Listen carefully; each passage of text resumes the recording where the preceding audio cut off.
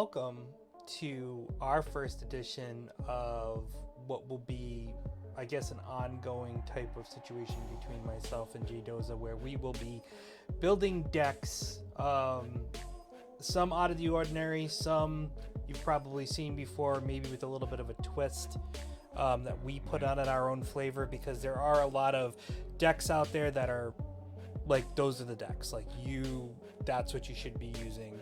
It's hard to deviate from it and be successful, but this first one, we wanted to go with something a little different because we didn't want to go with the sexy pick.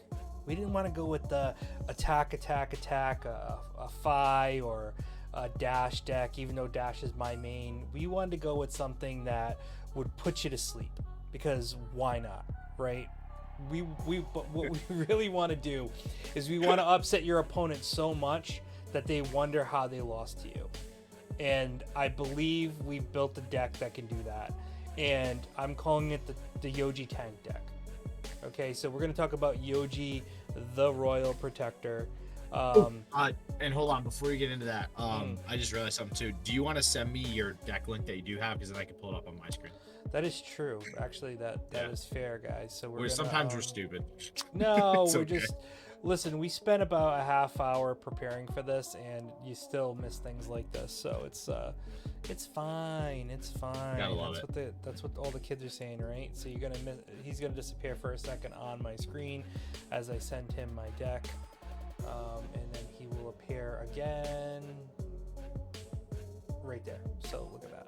Hey, almost like we planned it. Almost like we planned it. And wait, where's my jerk? Okay, here we go. And he's trying to find his stuff right now, and you'll notice that the way we have our stuff set up right now, he actually, you're not on my screen anymore. So it's a lot of fun. will be in a second. He will be in a second, guys. When he's just boom, I'm back. He's back, guys. He's back. I just wanted to get Yoji up. He wanted to get my Yoji up. Yoji.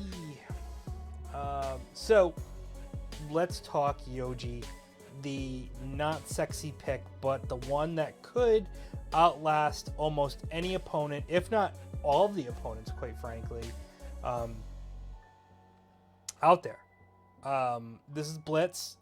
So the fun part about this is that you probably are playing the long game with this, and you're chipping away at health, and in some cases, depending on how you want to build this deck, because it is an open forum deck where you can change out attacks. There are some Guardian attacks that we're going to go over in this deck, but this deck is mainly, I'm going to upset my opponent so much that they're going to deck out, and then I'm just going to hit them with the hammer until the game ends.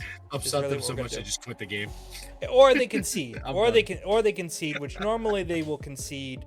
Because you'll have enough cards in your deck to do it, because you're not blocking a lot, you're pitching for the most part for your blocks, because this really relies on your shield. The protection that you're doing is really using your shield and gaining life with Blessing of Patience and a couple of other cards that we put into the deck to make it happen. So with that all being said, let's go through Yoji. I'm going to skip his actual hero power because it doesn't apply. It will apply in PvE once PvE is a thing, but right now he's got a one per turn. Yeah, he's a 1 per turn instant, pay 3, and then the next time another target hero would be dealt damage, this turn it is basically dealt to Yoji and prevent 1 of that damage. So most people are like, well, this guy sucks. He doesn't have a good power, so whatever. But he has the highest health total starting than any other hero, I believe. If that's correct, correct me. It is. There's just what's that girl's name? That's Vlada.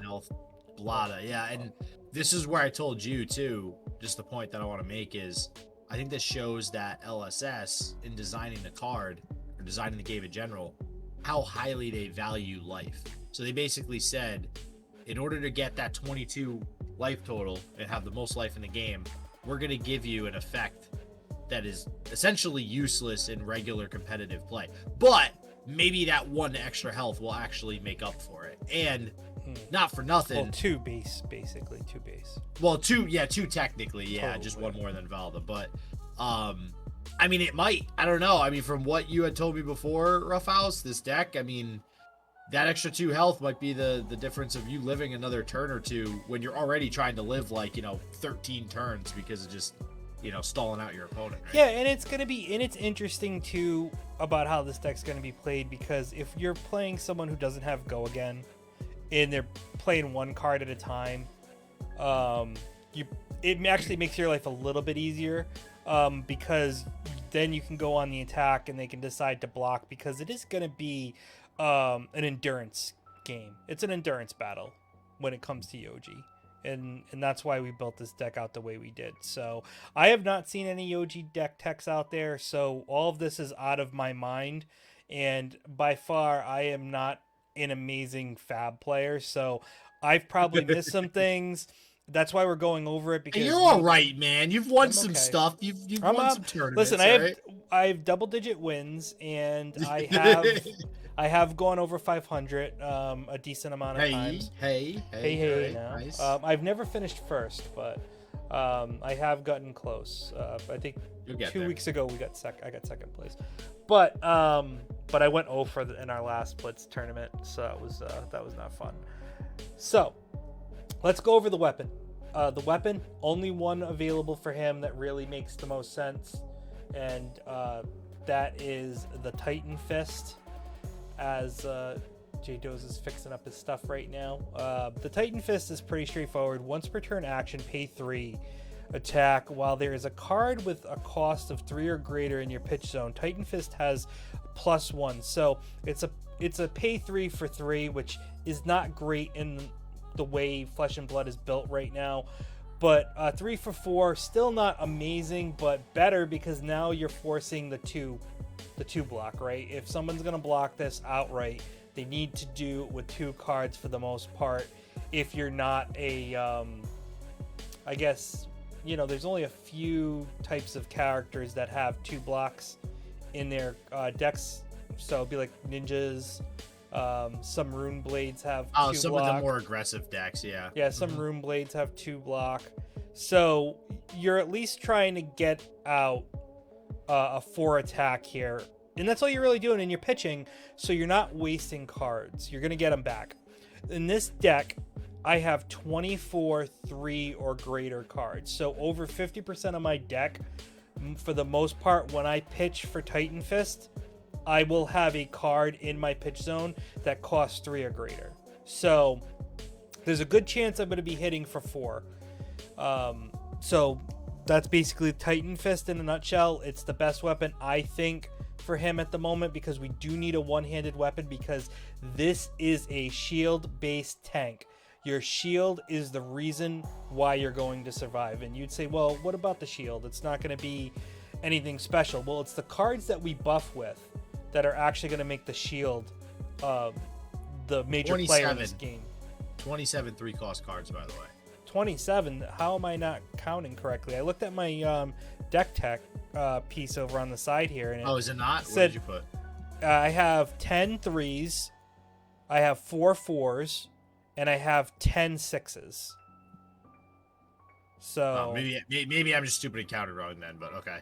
I didn't hear you mention it, so I just wanted to point that out, because it's not very often you'll find yourself without a 3-cost. Yeah, so I have I have 6 1-cost cards in this deck, 10 2-cost cards, and then 10 3s, 4 4s, and then I have 10 6-cost cards.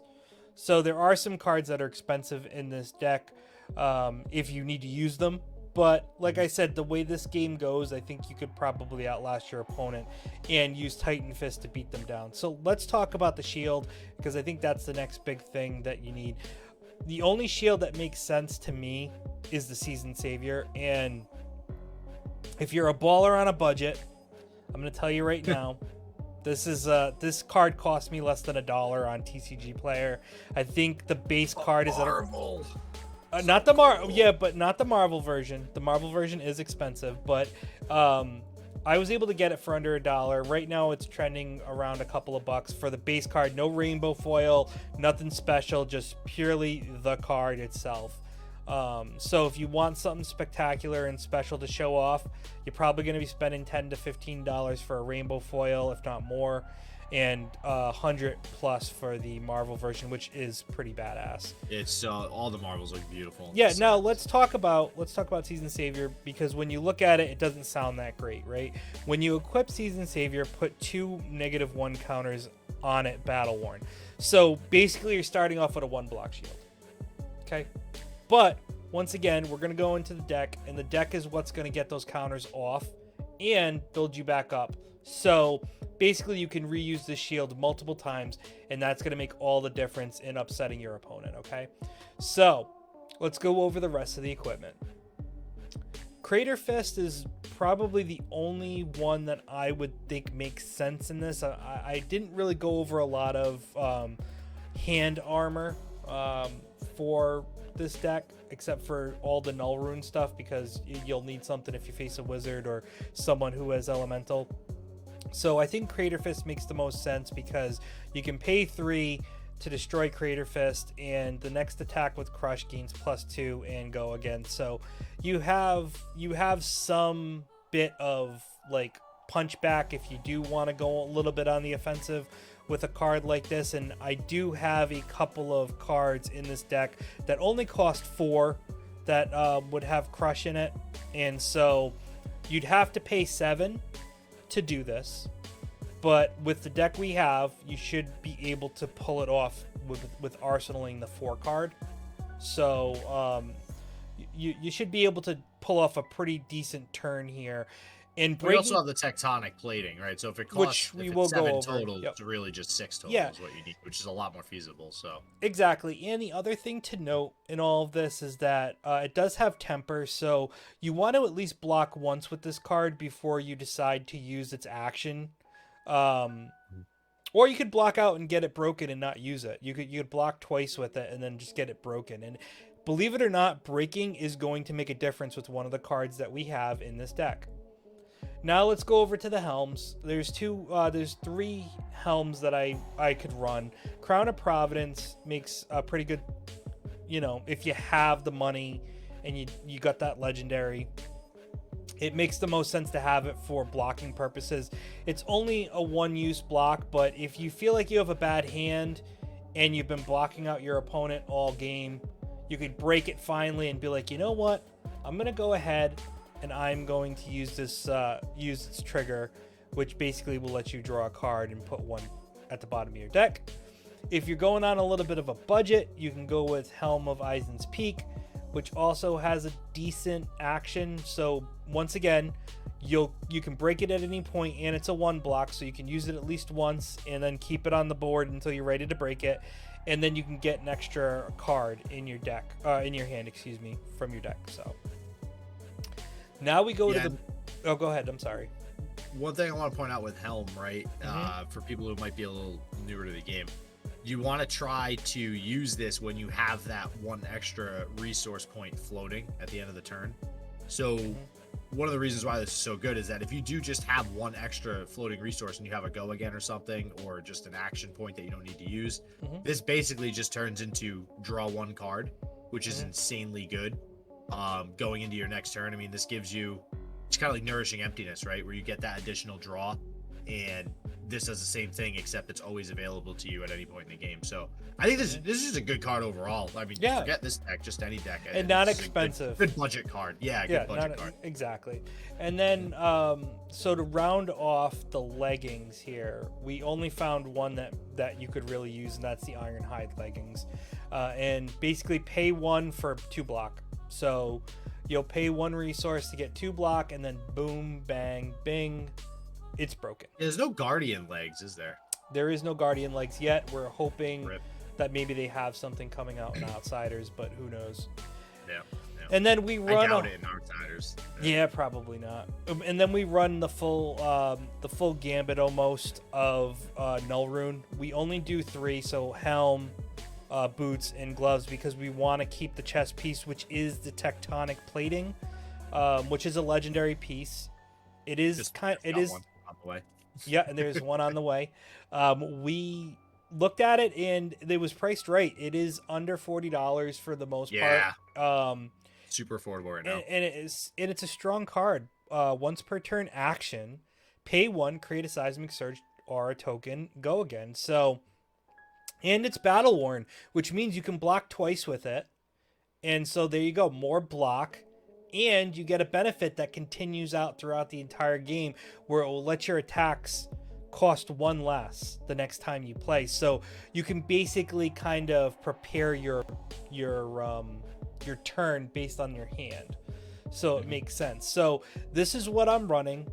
JDoza, do you have any thoughts about something that I could have replaced that makes more sense? I think when I look at it, Crater Fist is the only thing that I could look at and say, is there something else that we could have replaced hands with that make more sense? Yeah, that's real. Like, so everything else is kind of, I don't want to say stuck, but everything else is kind of stuck there. There's not too many options for Guardian. Like we said, there's no Guardian option for legs, and no rune is pretty standard, right? Like if you have a Kano matchup or something, you need the no rune. I can't think off the top of my head what other arm piece you could sub out here. I mean, I do agree with you because Crater Fist is interesting, right? Like you said, it gives you a little bit more offense. The problem is this deck isn't always looking for more offense. Sometimes it might actually just be looking to block. And you mentioned like you could block with this a second time. Right. So just for that reason, you might not even want to sub out Crater Fist. You might just say, okay, we're not going to use it for the crush effect this game. We're just going to use it for 3 block and call it a day because we're just going to fatigue our opponent. And it comes down to what you're looking at, right? So there could be a point where you put it in for the sake of it, and you just get a really good hand, and you're like, let's destroy this person. Let's do it. You know what I mean? Let's roll with the punches here. And this deck is going to be built off of preparation. So you are going to want to kind of play it out and see what you get in your hand to roll, because there are going to be a couple of turns where with this deck you can make 4 seismic surge tokens in 1 turn, so that your next turn you're set up for a basically, you know, -4 on an attack action card for your Guardian, and that could make all the difference in really hurting your opponent, or at worst fatiguing their deck and making them block with a lot of stuff. So the one thing I did want to look at right now, because I didn't check it when we were actually doing our preparation, is just seeing how much Crater Fist is running right now. So for anyone out there who's looking to get a Crater Fist, once again, we talked about budget items, things like that. Crater Fist is running about $19 on TCG Player if you're regular? looking for it. Not foil? No, yep, it's just a regular. It's a Crucible Does of it War. come cold foil? That's a good question. So this is the normal edition, which I have. Yeah, cold foil is like $340, so probably don't want that. But if you do want the pretty foil, it's averaging around $27 for the pretty foil. So Crater Fist isn't a horrible card for your deck, price wise, and it comes in the history pack. So if you're trying to find most of these cards, some of them would be available in the history pack, so you can go and try to buy your way out of that. So those are the equipment. Do you have anything else to add to any of the stuff that we talked about here? Once again, I know we didn't really go over extra stuff for a budget build on some of these, like Tectonic Plating's under $40, but that's still expensive for a card for someone who's just trying to get into it. So you might need to go with you know, the Ironhide chess piece or something like that. You just want something with as much block as possible. Yeah, so that Ironhide chest, or any. I don't think there's another chess piece that would have like 2 block battle worn. Yep. So I think honestly the next best option would be Ironhide plate. Right. Now, Yep. let's move on to the deck itself, and let's start with what you don't think we would start with. Let's do the attack action cards. So, Oh boy. we're going to start with the attack action cards because they're pretty straightforward, they're pretty simple, and as far as I'm concerned, they're malleable. You can switch them out based upon what you want to do to your opponent. So, what I'm playing with is Buckling Blow, Mangle, and Thunderquake. Okay, So let's talk about Buckling Blow for the start. If Buckling Blow deals 4 or more damage to a hero, put a -1 counter on target equipment they control. Okay, this is huge because you could basically break somebody's equipment with this card. But remember, you're also playing out people by attacking them. And what do most people do when they first get an attack? They're like, you know what? I don't want to burn my hand. I'm going to block with my equipment, especially when I'm hitting you with Titan Fist. Think about it. If I start my game by swinging with Titan Fist for 4 and you have a really good hand, you might say, oh, let me block with my, I don't know, what would you, so we're going to talk about Dromai deck as well, that JDoza has. And does Dromai have any blockable equipment? Yeah, furnace. Mm-hmm. Perfect. Scale furnace. Which is temper, if I'm not mistaken, correct?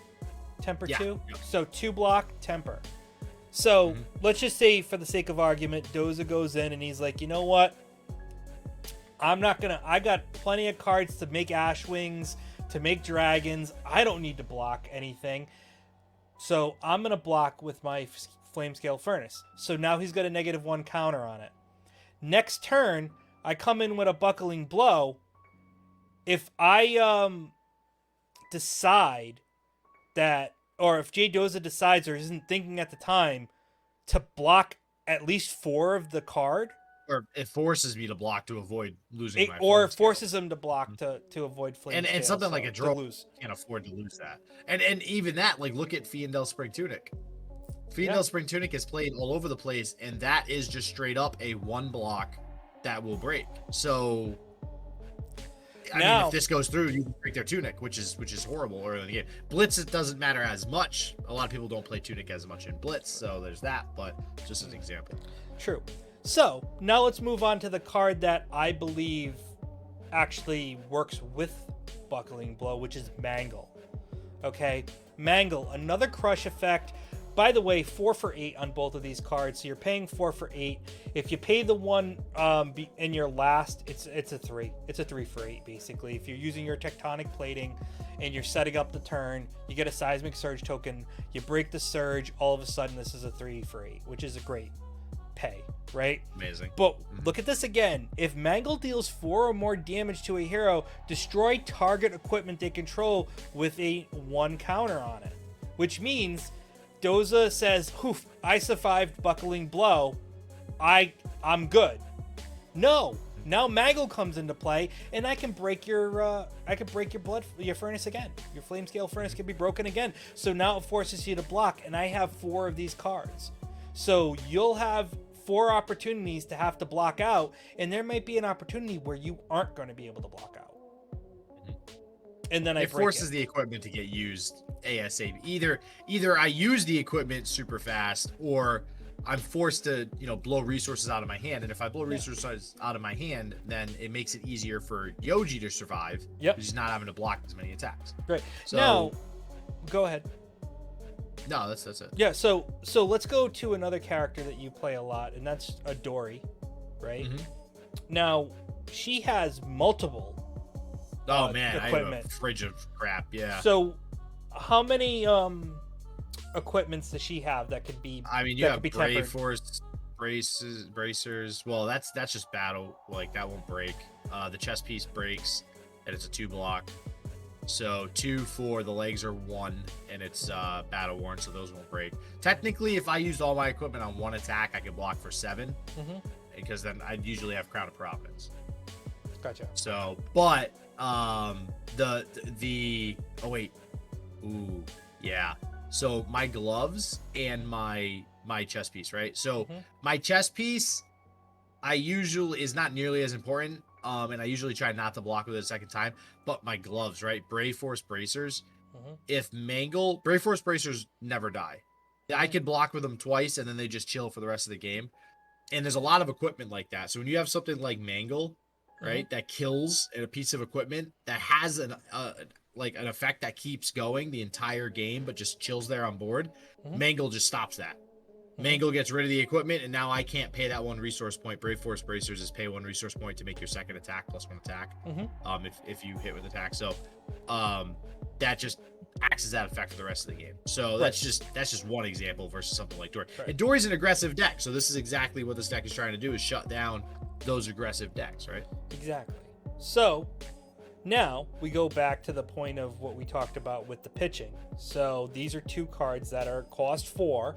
So if I pitch with these cards, even though they're a 1 resource, it now can activate certain pieces. For example, could activate Titan Fist if I have another 2 pay to get it out there. So if I have a card, for example, Blessing of Patience, which is only a cost 1, if I pitched Blessing of Patience with one of these other cards, all of a sudden my Titan Fist is coming in for 4. Now, the last action that I have is Thunderquake. So Thunderquake, I'm playing 2 colors. I'm playing the red and I'm playing the blue. Blue's 6 for 8. Red is going to come in for 10 for 6. Okay, but the good thing about Thunderquake is that it has the Heave 3 ability. What's Heave 3? Heave 3, pay 3, and Thunderquake goes face up in your arsenal. If you do this, you create 3 Seismic Surge tokens. So you pay 1 for Titanic plating. You pay 3 to put Thunderquake in your arsenal. All of a sudden, that 6 for 8 becomes 2. A 2 for 8 or a 2 for 10. 2 for 10, yeah, on the turn. Well, on the red. The blue is 2 for 8. Yeah. The blue is 2 for 8. You want to play the reds, and you want to use the blue for pitches. So yeah, this honestly didn't even, until you showed me this deck, didn't even know this card existed. I'm not gonna lie. Yep. One thing I want to point out now that we've talked about all 3 of the attacks is, for somebody who's looking at this deck, they might be thinking, oh, Buckling Blow, Mangle, Thunderquake. Okay, there's 6 attacks, and then what do you have? You have 2 more Thunderquakes, right? So we technically 2, 4, 6. Right. We have 8 attacks total. That doesn't include some of our other reactions that do give damage. So there are other cards in this deck that will hurt your opponent. Well, yeah, and my point though is that, again, the main thing with this deck is not necessarily to kill your opponent and bring them down to 0. It's to outlast your opponent. So that's bring their why deck if you down notice, to 0. Yeah, bring their deck down to 0. Fatigue them is what it's called, right? So this list is a little bit weird compared to a lot of other lists that have a lot of actions and attack reactions. This has a lot of supplemental support cards, like that heal you and stuff like that, which we're going to go over in a second. So if you're wondering why the hell is there only a few attacks, well, that's why. And then so we're going to start to get into the core of the deck here in a second, which is really how the deck wants to win. Now, let's start talking about some of the auras in the deck, which brings us to the healing pieces of it. So, the first thing we're running is Blessing of Deliverance. It has go again, so when you play it, when you play the card, you can still do something else, which I think is huge, right? There are some auras in this deck that don't have go again, so you have to kind of really understand where you're going to be. But Blessing of Deliverance is not like that. Blessing of Deliverance is something you can put right out there and really upset your opponent. So when Blessing of Deliverance enters the arena, if you have a card in your pitch zone with cost 3 or greater, once again, coming back to that 20 plus 3 or greater, that's why we have so many cards that cost more than 3 or more, because of something like this. Draw a card. Already, I'm getting rid of Blessing of Deliverance and go again, and because I pitch something that is 3 or greater, I get another card.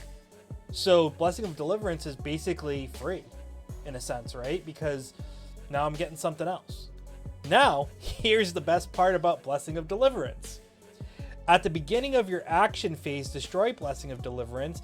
Then you're going to check out your top 3 cards of your deck. You gain 1 health for each card that costs 3 or greater. So you have a over 50% chance if you're starting off. You'll usually hit 2. You'll usually hit 2. So that means I'm going from 22 to 24 health. Possibly. In 1 turn. If I'm starting. Well, so And think about it too, right? Because I remember I think I asked you why you weren't playing Sigil of Solace, right? Mm-hmm. And because when you think of healing, everybody thinks Sigil of Solace. It's you instantly heal 3, right? It's amazing. Pay 0, heal 3. But the thing with this is, like you mentioned, right? You're getting that card. Sigil of Solace is you lose that card. Right, You don't draw a card to replace Sigil of Solace. It's an instant. So you just lose it. You have 4-card hand, you play Sigil, now you have 3-card hand. This basically replaces itself, right? It costs 2, but if you pitch a 3-cost, right? If you pitch a 3-cost card, it's basically you're still getting that 1 resource point left over to pay for another card. And because you're drawing to replace it, it's not free roughhouse. It's literally giving you a resource point at that point. Now you still have a card in your hand, and now you have a floating resource point because you pitched a blue for it, and now you're gonna heal.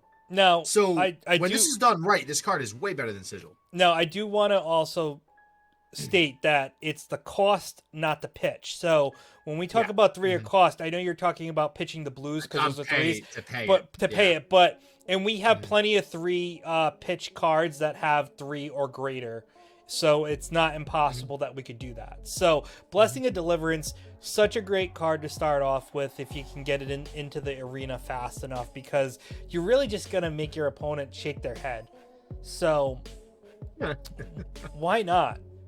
And then we run Blessing of Patience, which is one of the only cards here that is kind of tough, and we could switch it out for other things if we wanted to, because this just heals us, right? And it's a pay 1, so you're not paying a lot for it, but you're also affecting your deck. You could swap these out if you want to get a little bit more aggressive with your hands. Maybe you take out a couple of the Blessing of Patience and you throw in a couple of more attacks. You could do that, okay? Maybe you play the 2 yellow Thunderquakes and you get rid of the 2 yellow Blessing of Patience, maybe. You could do something like that. But Blessing of Patience, basically, at the start of your turn, gain 1, gain 2, or gain 3, depending on what color you're playing. So if you play red, you get 3. You play yellow, you get 2. You play you play blue, you basically get your 1 health back. See, now, this card, I would argue Sigil of Solace, right? For red anyways. Now the good thing with Blessing of Patience is you can play it as a yellow and as a blue, but I think Sigil of Solace could be slotted in here. That's fair, because it is a pay 1, so you wouldn't be giving up the 3 or more for this. And like I said, right, or you could go with something for an attack, or there could be another aura out there that I'm not aware of. As a guardian that might make more sense in this case. Maybe I'm missing a defensive aura that could be better suited for this. But I have it in here because it's got Yoji on it, so it kind of makes sense to have Yoji there. It goes with the theme of the deck. Now the next aura is a Dynasty aura. It is Never Yield. It is a Majestic. At the start of your turn, you destroy Never Yield. If you have no cards in hand, draw a card. If you have less health than all other heroes, gain 2. If you control less equipment than all other heroes, remove a -1 counter from an equipment you control.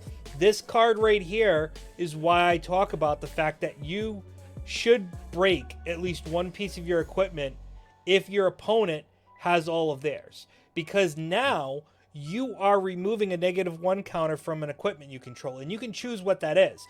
So you could choose to say, you know what, I'm going to take a counter off of my shield. Now all of a sudden my shield has 2 block again instead of -1. So that's the reason why we play Never Yield, because in most cases you're not going to have 0 cards in hand, and you're not going to have less life in most cases than your opponent.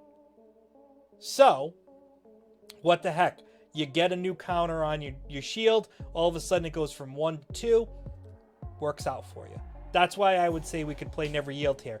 Blue, pitching 3, and it pays 3. So those are 2-3 cards in your hand that could give you a Blessing of Deliverance buff or any other buffs that could be happening here. So that's why I think this is probably one of the most. There's a reason why this is a Majestic, right?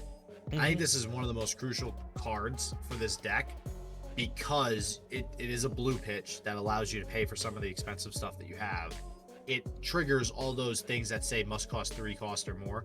Mm-hmm. And then what this allows you to do, what this effect really allows you to do, right, is if you have this aura down, you can then block with your entire hand on a turn when you're, so you want to play this when you think your opponent is basically going to go off on their turn.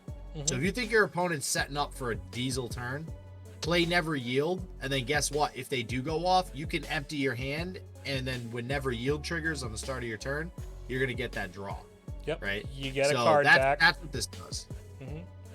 And you get the counter piece, which is going to work if you're going to be able to... For your shield, right? Yeah, for your shield, because you want to get that counter on your shield, and that means breaking something else. But like I said, maybe you say, you know what, I need to get my shield into play. I need to get a counter on it. I have Never Yield. Maybe I'm going to break Crater Fist, and I'm going to come in with a Buckling Blow or a Mangle, or even a Thunderquake. Oh, actually, you can't do Thunderquake because it doesn't have Crush. It's a Crush. So you'd either do Buckling Blow or Mangle, and you try to pull it off there, and you hope you're not one for wanting in a sense. But once again, there are other cards that you could use outside of Buckling Blow and Mangle if you didn't want to go after the equipment. So we can go over those at some point. But next, let's go after the instants. So there are a few instants in this deck. Basically, Steadfast Blue. It is a pay 3, but it's a blue card. It's a Guardian instant, and it's prevent the next 4 damage that would be dealt to your hero this turn by a source of your choice. So, pretty good instant, but it's really also there for you to pitch 3, and you also get a pay 3. So, once again, another card you could pitch to get a +1 on your Titan Fist, or another Deliverance. So yeah, but it's essentially it's a 3 block. It's a 3 pay 3 for a 4 block. It's 2 cards for 6 block total, right? So you're talking about the blue version. Yes, so, because that's the only one that I'm running here, because I felt like Steadfast. I have a red one on the list here. Or did you take? That's why there's 41. Oh no, you have the token. No, the token is 41. I don't know why it's coming through like that. That is strange. Yeah, I have Steadfast in here. I mean, I would honestly I would play the red Steadfast as a defense or as an instant, because with Steadfast as an instant for red, you're defending 6 with 2 cards because you're pitching a blue, and then you're playing the instant, which is generally what you would do, right? You'd block with 2 cards and you'd block 6 damage. So I think that ratio kind of holds up there. And the good thing with this, which makes it better than just blocking with any 2 cards, is it can prevent arcane damage. It just prevents any damage, and it's an instant. So it's got priority over everything else, right? And you could use it in any situation versus any hero. So it's true. I mean, personally, I like the red one, but I mean, yeah. Yeah. Well, so the reason why the blue, because that it's 3. You're pitching 3. Exactly. So But and maybe there is a card in here that we would get rid of that makes more sense. Maybe we get rid of the shield walls, and we because shield wall is pay 6. So maybe we get rid of the red shield walls and replace it with red Steadfast. Maybe that's the play, because it's going to be tough for you to play all of the shield walls in your deck because they're all 6 costs. So, but possible to do. So let's talk about the next instant, Withstand. Withstand, basically, the next target Guardian offhand defends this turn. It gains +4 until the chain closes. That's the blue version of it. The yellow version, I believe, is +5, and the red is +6. The only downside of this card is it's a pay 2 card, so it's one of the only cards in this deck that is less than 3. But what an advantage you gain from using this instant. You're blocking with your shield, and let's say you're facing a Guardian and they come in with an 8, and you're blocking with your shield, and they're like, oh, this is only coming in for 1 a block, so you still have to eat 7 of that. No, all of a sudden I'm pitching 2 for the red Withstand, and now all of a sudden over half of your block is over half of your attack is blocked. You know? Yeah, that's actually super important, right? There's a very big surprise factor with this card, right? Mm-hmm. You can, when you just toss your equipment, like, yeah, okay, I'm just gonna I'm gonna put my shield right here. It's only got one. So right, it's got the 2/-1 counters on. It's only blocking for one. And then they, Dory, right? You said I play a lot of Dory. Dory comes in with an out for blood for +3 or something to go over the top and block, and hit to trigger her hero ability. And then this comes out as a freaking instant. And now all of a sudden you have +4 block. So that's a pretty big deal. So I think and again, there is a red version of this too. Yeah, we're paying. So +6 is insane. Yeah. So let's say you're blocking. Oh, and 0. yellow. Yep. So yeah, but let's say you're blocking you're using your shield and it's 0. Well, this card you pay 2, your shield now becomes a +6, a +5, or a +4. Why not? Let's do it. And it's an instant, so you can play it whenever you want.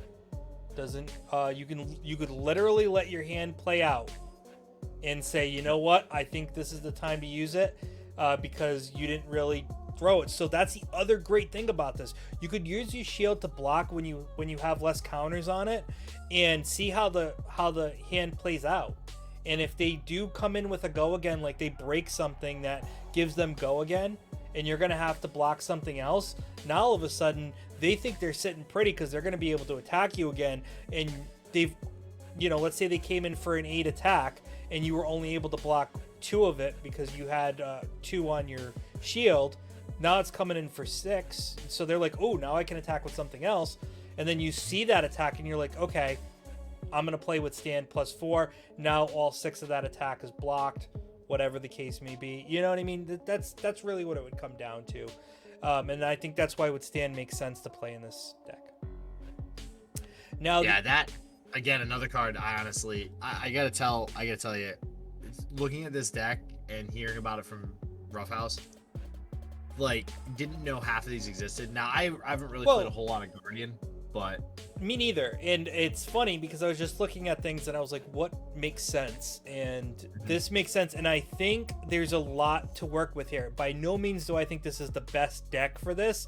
This is something I built. As we're talking, I'm thinking about removing Blessings of Patience for other things. I don't know every aura that's out there. I've done some research, but maybe there's better auras out there that we can replace Blessing of Patience with. It's definitely something where this isn't perfect, but it's definitely a start. And now let's go to the only action card that we play in this deck. We only play a red Reinforced Steel in this deck, which is remove a -1 counter from a Guardian offhand you control with 3 or less base defense. Damn, is it a good action? So this is if you're looking to build up some defense here because it doesn't have go again. So it's an action card, which means you're going to have to pay your action point to play it. So, and you're pitching for 2, so it's not a big cost, but it basically is to just take 1 counter off of your shield. And we only play red because the red is the only one that works, because the blue and the yellow are offhands you control with 2 or less base. And even though you're coming in with a -2 counter on your Seasoned Savior, the base defense is 3. So the base is what matters in here. And that caught me off guard at some point too, because I was like, oh, I could play 6 Reinforced Steels and I can just keep adding counters. But no, you can't, because the yellows and the blues don't count towards the Seasoned Savior. So, and honestly, I don't know. I've looked at all the shields. I'm not sure which one does. So, there are shields, but they're not good. Right. So it's like, yeah, red's the only one that exactly. Really so that's the only Guardian action we have in our deck. Now to the defense reactions, because once again we talked about the instance. Well, now we can talk about defense reactions, which once again, something when you talk about Dory, for example, a lot of attack reactions possibly in the deck if you're doing the attack reaction Dory. So it's good to see how the hand plays out, because then you can use your defense reaction. So we start off with Shield Bash. Shield Bash is a pay 3 for a 4 block, but what else does it do? If a guardian offhand with 1 or more defense is defending this chain link, deal 1 damage to the attacking hero unless they discard a card. So now you're basically doing a 1 for 3 in a sense, right? They would normally block 3 damage with 1 card. So now they're going to have to block 1 damage with 1 card basically by discarding. Or they take the 1 damage. And in most cases, once again, we're chipping away at you, right? We're messing with you. So you're going to 1's no big deal. I'd rather keep my card. So you take 1 damage. And then all of a sudden, it's 20-2, and you don't know how you got there. Right? Yeah. And it'll be definitely 15 turns later. But it'll happen. And that, again, this goes to, the main strategy is fatiguing your opponent. However, you do have that fallback of those attacks and your weapon. So you got to remember, when you have a fatigue type strategy, a big advantage with those strategies is having a weapon. Yep. Because the weapons, if you're pitching something, pitches go back into your deck. Right. And so weapons don't break unless your name Talishar. Right. Exactly. So the weapons can just keep attacking. Yep. And so if you have a weapon, you'll always if you have a good weapon, you'll always out fatigue your opponent if you play the game right. So this is an incredible card, I think, for that strategy. Right. Now, this could also be subbed out, so you don't have to play all of the cards here. And the reason I say that is because there is one very important piece of this card to trigger the attack, and that's if you are using an offhand with at least 1 or more block is defending. So it'd be 0. So the question here is it 1 or more defense that the card has, or is it the base? Because that's the underlying question, right? Because it says with 1 or more defense. It would say base. It would say yeah. base. So if it says base, so that's why reinforced steel is important, because you're setting reinforced steel up to use a shield bash if you don't have any, if you have all 3 counters on your card, but you only have 2 reinforced steels. So now you have to hope that you can use Never Yield to get that. Get it. So in reality, you could only use shield bash 4 times, and that's if you broke Never Yield twice and were able to get its effect, and play reinforced steel twice. So the question stands, Doza, maybe we don't play all 6. Maybe we take out the yellows and we change them with something else. You could, yeah. They all, I guess, they do the same exact thing, huh? Yeah, the only difference is the block that is well, the block is different. So blue is 4, yellow is 5. Okay. Yeah, so yellow is a 5 block. Because remember, you're still getting a block out of it. You're just you're doing it to temper the damage and nick the damage on your opponent by doing the 1. So yeah, it's still not a bad block card if you're just gonna block if you don't want to use the effect. So that's the only reason I would say it's still worth keeping in the deck, is because you're trying to block your opponent out. You're trying to burn them down. It's nice to get the 1 damage effect, so they really have to think about whether they want to spend 1 card or not. But you would only be able to do that a maximum of 4 times, saying that you triggered Reinforced Steel and Never Yield. Yeah, so. I always think back to when I look at defense reaction, I always think to Sink Below and Fate Foreseen, right? I mean, those are 0 for 4. Those are pretty primo, defense reactions. So when you look at Shield Bash and it's 3 for 6, so it's basically 2 cards for 6.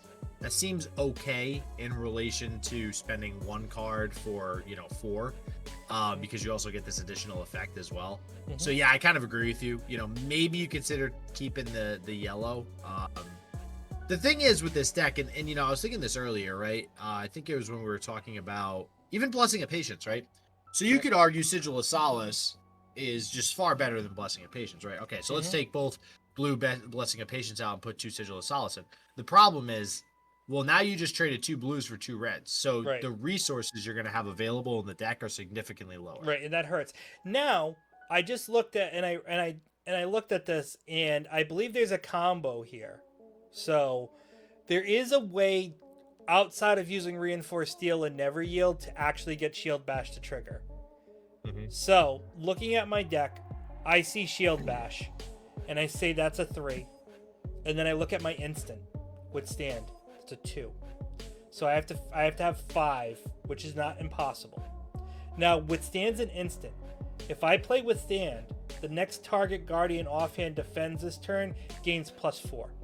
So now, if I use Shield Bash, I have more than one, or more than one defense on it at that point. So technically, rethinking this, and like again, guys, on the fly here as we're talking, looking at this deck, Withstand and Shield Bash are something that would negate needing to use Reinforced Steel or Never Yield, because you're getting defense from Withstand, so Shield Bash can trigger. Now, granted, you are paying 5 here to do this. You're paying 5 to damage 1, but you're also getting 1 block from a shield, right? So say you're playing multiple hands here, okay?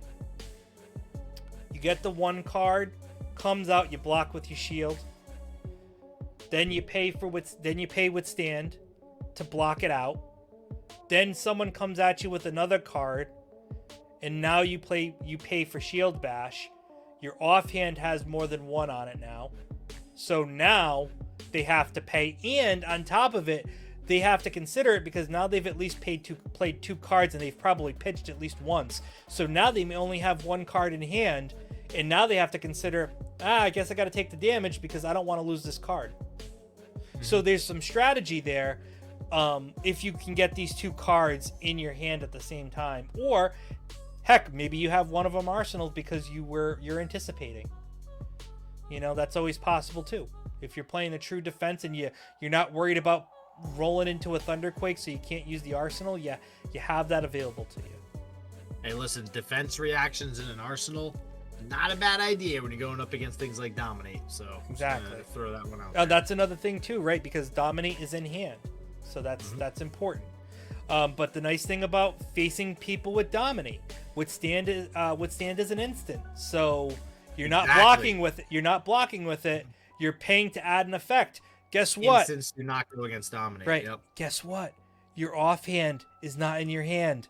It's in your offhand. So you get to block with it, and you don't have to worry about Dominate. There you go. So now let's move into the biggest cost card for defense reactions in this deck, and it's the Shield Wall. It's a big boy. It's a big boy, and this is the question that needs to be asked. Do we need to play 6 Shield Walls? And could we ever really be able to pay enough to play for Shield Wall? Yeah, of course you can. You would, but this would be the only card you probably could play. I mean, it gives your shield. It gives your shield +4, +5, or +6. Plus, it also gives you +5, +6, +7 as your defense. So, once again, it's about playing 2-card hand, a chain link attack, right? You're facing someone who's got go again. You've blocked with your shield to start because that's what you want to do. You open with your shield block. Then they come with go again. They attack you for another attack that you think is going to be big. Defense reaction, shield wall, bing, bang, boom. You're blocking 5, you're blocking 6, or you're blocking 7. And now all of a sudden, your shield now gains a buff of a 4, a 5, or a 6. Yeah, well, shield wall, just to clarify, the shield doesn't get the buff. Shield wall just gets an additional buff.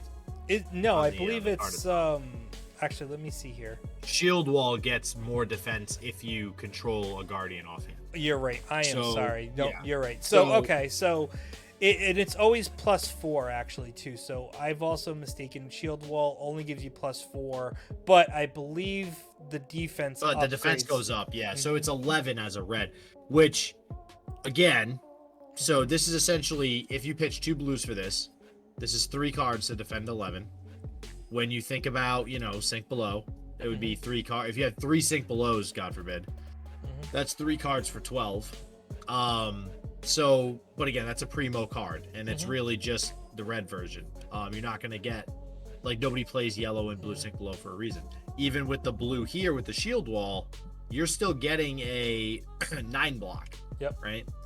Which is, again, still a little bit above, only blocking with something like 2 Sink Below. So I think, if anything, maybe we could take out the yellow shield wall. Yeah, we could. Because the thing with the blue, you got to think about with this deck, right? Anybody who wants to build this deck, when you throw a blue in here, you probably want the blue to cost more or 3 or more, because the blues are what you're going to pitch most of the time, and the cards that say that you have to have a cost 3 or more in your pitch zone are going to trigger off of those. There you So go. you want to be pitching blues that have 3 or more costs, like up top too. So just something to think about. So yeah, yellow wouldn't really matter, although you could pitch a yellow too. You know. Yeah. Yellow's Well, obviously okay. Well, good resources let's too. talk about this now. So, we talked about getting rid of some cards.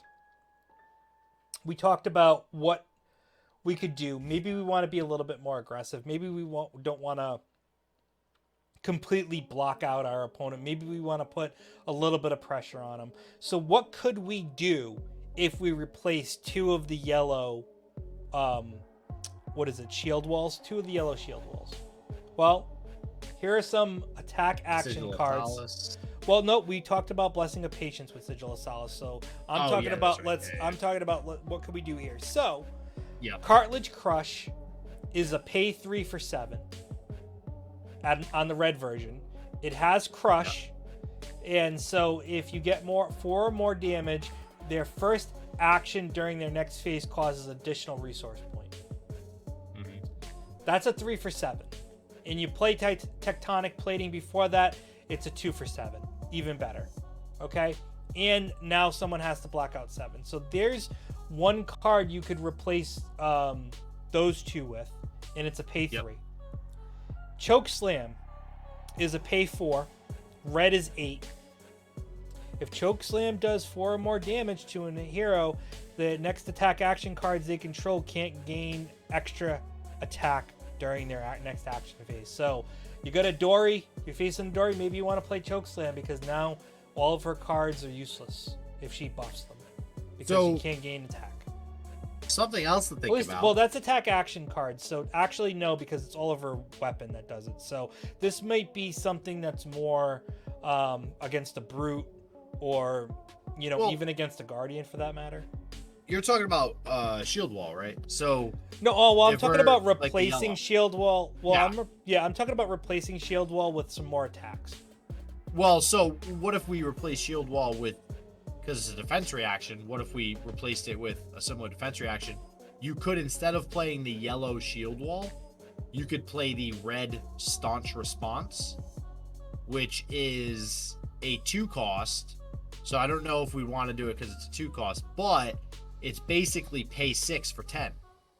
And when you look at shield walls pay 6 for 11, right? So you're getting a similar cost there. The difference with staunch response is the initial cost is actually only 2 for 7, which is right. Pretty good. So, but that hurts your pitching for the buff. Yeah, it hurts a few different things. So it all depends on really what you're looking for. You're looking for those stronger blocks. You're looking for more resource points, or in your instance, like you just mentioned, do we just figure out another attack that we can slot in to add to that kind of backup strategy of being a little bit more aggressive if the fatigue doesn't work out, right? So you could use Unmovable because that's a pay 3. If Unmovable is played from Arsenal, it gains +1. So it's a 7 for a 3 block. It's a 7 block for 3 and an 8 if you're Arsenaling it. So that's not bad. Unmovable is actually that's the red that's one, a really good and that's the red version of it too. So and think about it. For 8, right? Would you say 2 for 8? It costs 2? No, it costs 3. Oh, it costs 3 and it's blocking for 8? It costs 3. It blocks for 7 on the red version, but if you have it from Arsenal, it gains 1. Oh, that actually doesn't seem that... Or actually, no, never mind. That is good, because that's 2 cards for 8 block, which is, that's basically sync below. So, like I said, 2 sync below, 8 block, 2 cards. Yeah. So sorry, I know I sound like a broken record with that, but like, when I, for anybody watching too, when you build decks, that's what you got to think is like, what's the most optimal card in the game in that spot in that deck? Yeah. And if what you're playing is not in line with what that most optimal card in the game is for something that does a similar effect, it's probably not going to do well, right? In a competitive environment, I mean, obviously you can play whatever you want when you build decks, but It's kind of a way to think when you're building decks and figuring out which cards you actually want to slot in and play with. Right. So that's why I'm wondering if it makes sense to play another attack versus another defense reaction in this case, might. because you still have plenty of blocks, and maybe you're just trying to mill the person's hand. The next attack, you could use this Cranial Crush, which is a pay 6, so you're replacing 6 with 6. But if it does 4 or more, they can't draw cards during their next action phase, and it's an attack 8 for 6, and you're only bringing it down to 5 if you pay for the plating. So might not be worth it because it's only an 8. If this was a 6 for 10, kind of like what you'd be getting for the Red Thunderquake, I would say yeah, but I'm not so sure about that. Then you have Crushing Confidence. If you use Crushing Confidence, all hero effects and activated abilities don't work until the end of their next turn. So this is good against a Dash or somebody like that, who has, abilities that can be activated. So also good against Dory. I mean, not Dory. Well, Dory too, but Dromai. Hero card effects, yeah. Well, Dromai, Dromai is a good one, So this is a 3 for 7 as a red. So not too horrible, and it's a Guardian attack action. So if you pay for the Tectonic Plating in the previous action phase to set this up, you're paying 2 for 7, which is really good.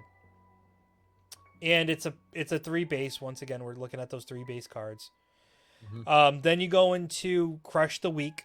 If Crush the Weak deals 4 or more damage, they can't play attack action cards with 3 or less base attack during the next attack action phase. So once again, you're facing characters like Phi. In some cases, Dromai can be that too, where a lot of the attacks that they play on the action side are 3 or less. So works out there. Debilitate is a 4 for 8 on the red side, and then the first attack during their next attack phase is -2. So there's that. So that's a defensive one in a sense. So you're playing offense and defense in a sense, because now their next attack is going to cost 2, is going to hit for 2 less. So Debilitate, not too bad. Disable, 5 for 9. Another card that I could say would be worth it, because now you're paying Tectonic Plating in the previous, so you're 1 less. So now it's a 4 for 9 on the red.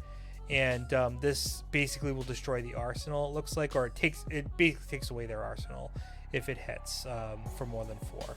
Because you can put a card from their arsenal on the bottom of the deck. So somebody's setting up for a big turn.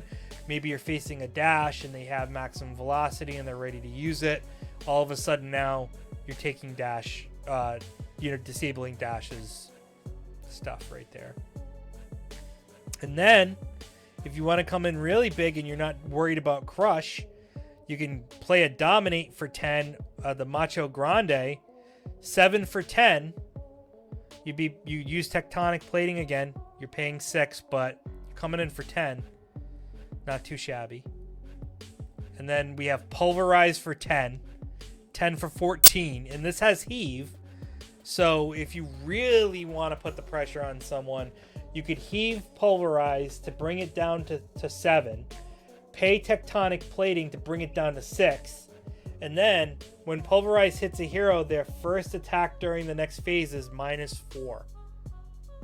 Yeah, Pulverize is probably one of the better attacks, especially as far as kind of hindering any attacks that they do have, depending on how many defenses you have remaining in your hand. You can just take the damage from the first attack. There's, if it's -4, you really don't care. Well, the nice thing about Pulverize is if it hits. Yeah. So it's not like, it only has to hit 4 or whatever. It's basically all there. And actually, I am looking up right now what it costs for Pulverize, because it's a pretty strong card. I imagine it's fairly expensive. No, actually not. $5. Is it a Majestic? It is a Majestic. It's from Everfest. It's a $5 card if you just get the base card. If you want the extended art, you're paying $40 for it. But of course, not a bad card if you really want to put some pressure down. And then finally, we have Righteous Cleansing, a 7 for 10 yellow. And if it deals 4 or more damage to your hero, look at the top 5 cards of their deck. Banish 1 or more cards with the same name from among them. Then put the rest on top of the deck in any order. So I guess if somebody gets a bad pull and they have 2 of the same card in the top 5, you could banish multiple cards. And then once again, you could get this down to 6 with paying for tectonic plating.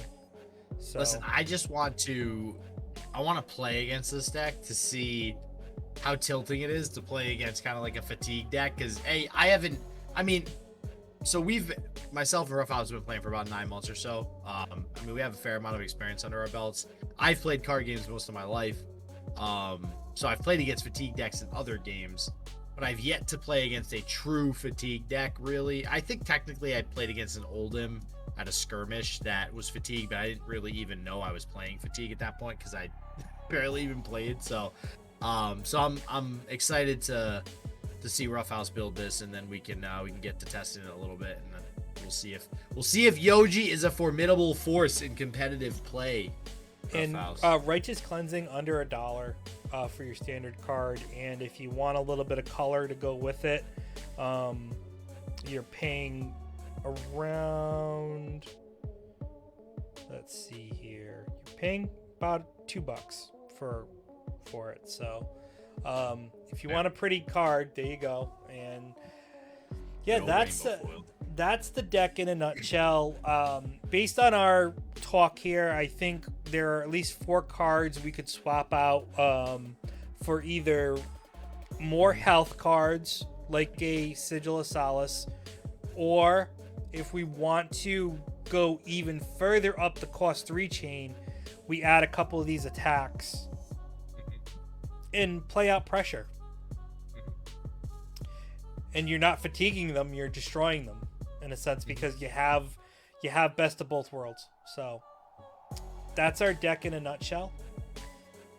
We really hope you enjoyed this deck tech for Yoji the Royal Protector, and hopefully you can build this deck too at some point if you have them and you can get all these cards, and let us know how you do, or if you have other cards that maybe JDoza and I were unable to think about or find while we were doing this deck tech. Let us know in the comments. We would really love to hear your thoughts about it for sure.